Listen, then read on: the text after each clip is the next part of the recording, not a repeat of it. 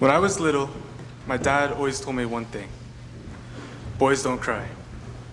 Whenever I let out a tear, complained, or did both at the same time, my dad would always say the same thing: boys don't cry. I was always supposed to be brave, no matter what. But what is bravery? Is bravery standing tall in the face of hardship? Is bravery buckling under the pressure? Is bravery being the best person possible? Or is bravery admitting you can't always be the best person possible? Today, I still don't know the answer completely, but I do know for most of my life, I've thought of myself as anything but brave. Okay, let's say we're at an amusement park, you and me. It's the craziest, most exciting, and absolutely amazing park you've ever seen. But before you go hit the rides, I want to first give you an offer. I'm willing to give you $10,000 right now, but to get it, you're going to have to walk around the entire park and see everyone having fun, and not go on a single ride. It'll be boring, even excruciating at times, but at the end, you're going to get $10,000 guaranteed. Would you take it? And if you turn that question on me, for most of my life, I would say to you without a doubt, yes. I mean, it's $10,000, and it just may sound some fun, right? It's not too big of a sacrifice, except it probably could be. I said before that I would have taken the $10,000 without a doubt, and there's a reason for that. For much of my life, I've grown up with one goal in mind: college. It was drilled into my head from a very young age that if I didn't walk into life with that mindset of college, college, college, I was only going to be walking into failure. And as a kid, nothing terrified me more than failure. So I listened and I followed my fear of failure, letting it guide my childhood, my adolescence, my time with friends, and my time alone. I could never seem to get the notion of college out of my mind, even when I wanted to. But again, boys don't cry.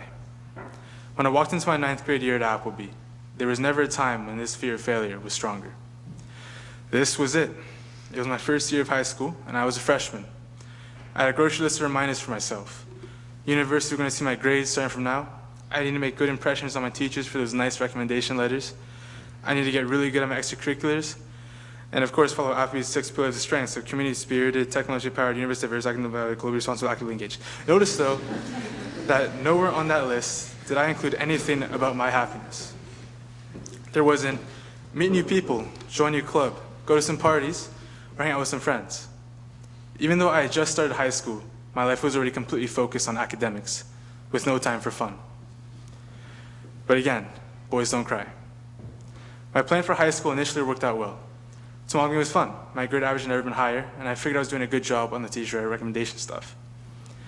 But even though things were going well, I noticed that things also began to dramatically change. From 8th grade to 9th grade, the class of 2020 doubled, and that influx of new people meant that I couldn't keep doing what I was always doing.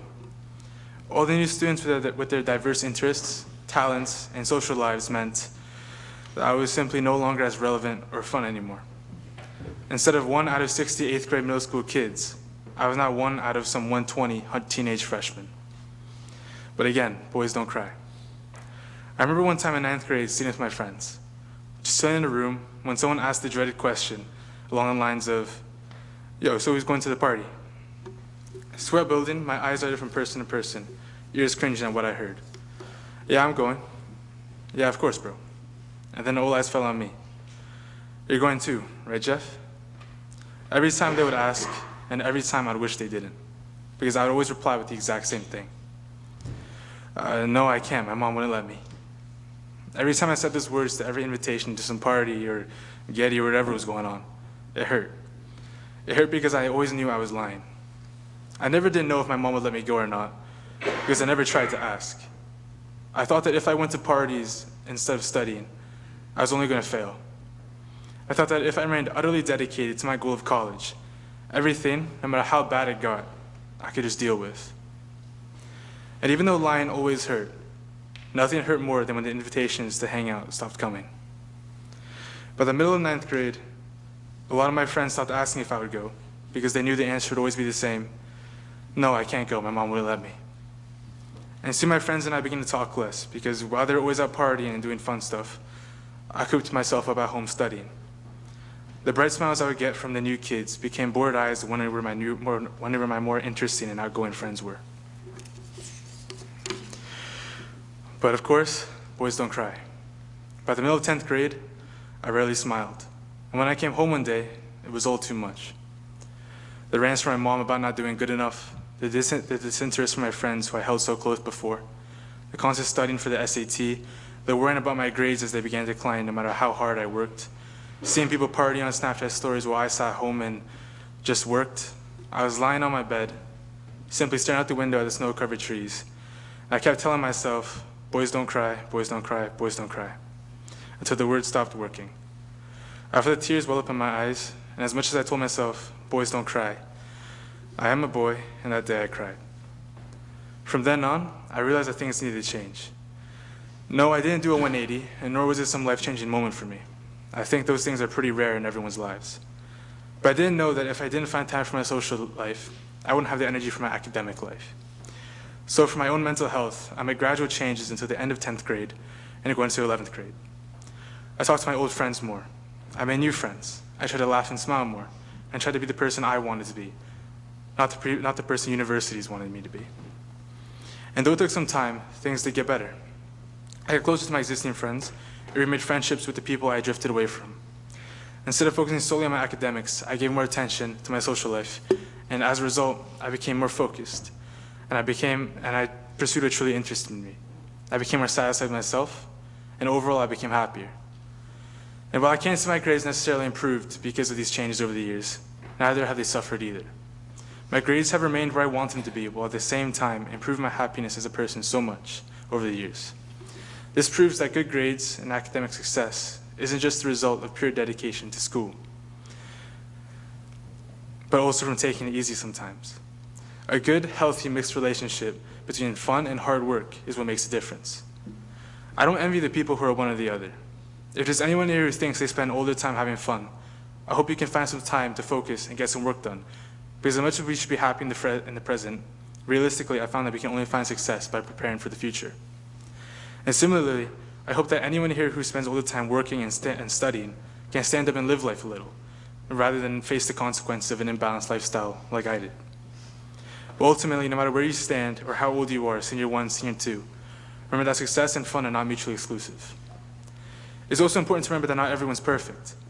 None of you here should feel that you have to live a perfectly balanced lifestyle at all times. It's just not realistic.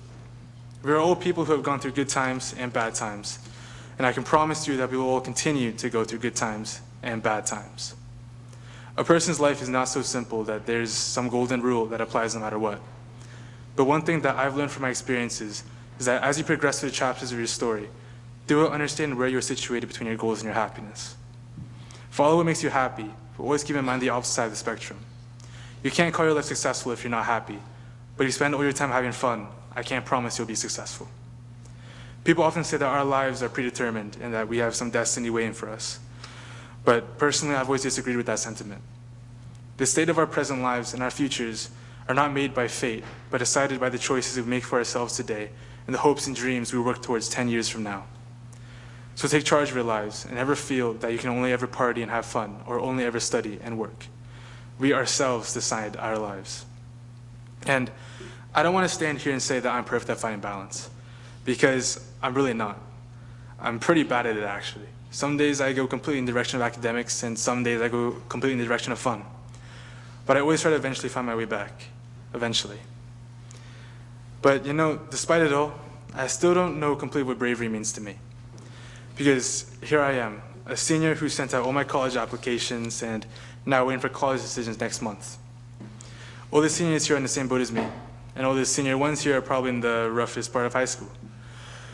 Seniors got college decisions to be anxious about, and the grade 11s got just about everything to be anxious about as you get ready for college applications. But regardless of how brave I or you think you are, there's little to be afraid of.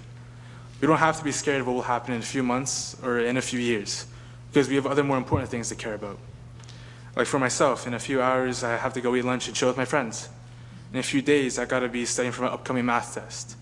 In a few years, who knows where I'll be. But I know in a few months I'll be opening my college decision letters to see what happens. But that's just me. For yourself, mentally go down that list. Where do you think you'll be? But above all, when I was little, my dad always told me one thing: boys don't cry. At 18 years old, I still got a lot to learn. But I do know one thing. The times when we're afraid are the only times we can be brave. Thank you. Now please rise and sing hymn 352.